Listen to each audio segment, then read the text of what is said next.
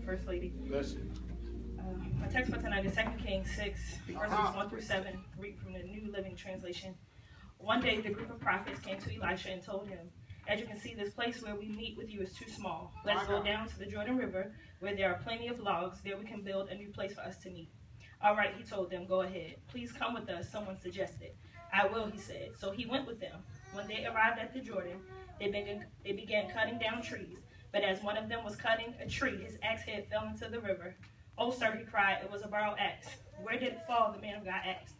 When he showed him the place, Elisha cut a stick, threw it into the water at that spot. Then the axe head floated to the surface. "Grab it," Elisha said, and the man reached out and grabbed it. My subject for the next few minutes is, where did you lose it? Where did you lose it? Here we have the prophet Elisha with the school of prophets. Many different things took place in the chapters leading up to this one, and if I could take a page out of Pastor's book, go with me real quick. In chapter 1, Elijah calls down fire from heaven and destroys King, I can't say his name, but destroyed his man. Right. In chapter 2, Elijah is taken up in a whirlwind, and Elisha receives a double portion. In chapter 3, Elisha helps King Jehoshaphat. He prophesies that Jehoshaphat would defeat Moab. He also prophesies that the dry valley would be filled with water, although they wouldn't see wind or rain. In chapter 4, Elisha helps the poor widow and the Shunammite woman.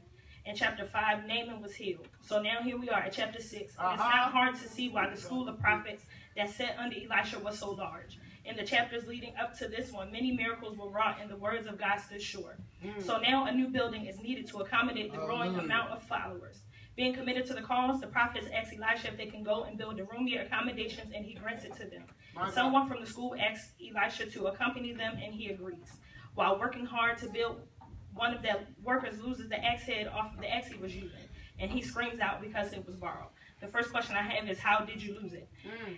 The worker was doing a great work building a space to advance the learning and the work of the prophets. In the midst of his work, he loses his tool. Trees cannot be cut down without the axe. Essentially, he has lost his power to work.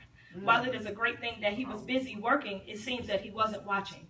Maybe he knew the axe head was loose and that he could get a few more chops in before repairing it. Or maybe he thought he could lead worship a few more times before having private worship at home. Or maybe he thought he could preach a few more times before studying.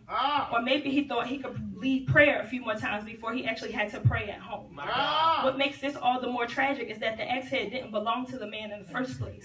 He borrowed it. And this showed that he really couldn't afford to lose it. Not only would his job not be done, but he didn't have the means to repay it. Just like the man was working with the borrowed axe, so are we working with borrowed power. This man immediately realized something that some of us never do. He cannot effectively complete his assignment until he recovers what was lost. Now, it is possible that maybe there was another way he could be of some help, but his purpose for being there would not have been fulfilled. How many of us continue to work not realizing that we've lost our power? How many of us are guilty of working but not really watching? The ability to do many things clouds the reality that our actual assignment is not being completed because we've lost our axe head. The next question I ask is, who knows you lost it? The text doesn't mention any of the other workers knowing he lost it. How many of us are working and don't know we've lost it? The man telling Elisha he lost the axe head was almost like he was admitting that he wasn't paying attention. Whatever the case, once he realized that his main tool was missing, he went to the one in charge who could help him. When he told Elisha what happened, the prophet asked him one question: where did it fall? In order to answer the prophet, the man had to go back to the place where he lost it. The man shows Elisha. Elisha throws a stick in the water and the axe head rises. Elisha instructs the man to grab it. Here, so many things are at work. The prophet works. God works. I mean, after all, the axe head was made of iron, and I'm sure it sank to the bottom of the water. And the man had to work. Of course, God in all his sovereignty could have caused the axe to just come to shore. He also could have just had the axe to appear in the man's hand. But the man had to do the work. He had to participate in this recovery. He had to reach out and grab it. At the beginning of this, I said my subject was, where did you lose it? For most of us, this has been a year full of ups and downs, but despite all of this, here we are on the last day preparing to cross over. We are preparing to either start a new work or complete one that we're already working on. Whatever the case, we still need the power. We need the necessary tools. Where did you lose your zeal to evangelize? And where did you lose your passion to serve? Where did you lose your power to complete the assignment? Where did you lose your power? Before we begin a new work, think about what you lost and where you lost it. Losing it doesn't mean you've lost it if you know how to get it back. I'm going to say that again. Losing it doesn't mean you've lost it if you know how to get it back. My God. It's time to go back and recover to complete the work assigned. So the last question is, how do you get it back? It's very simple. Go back to your prayer time. Go back to studying God's word. Go back to praising God.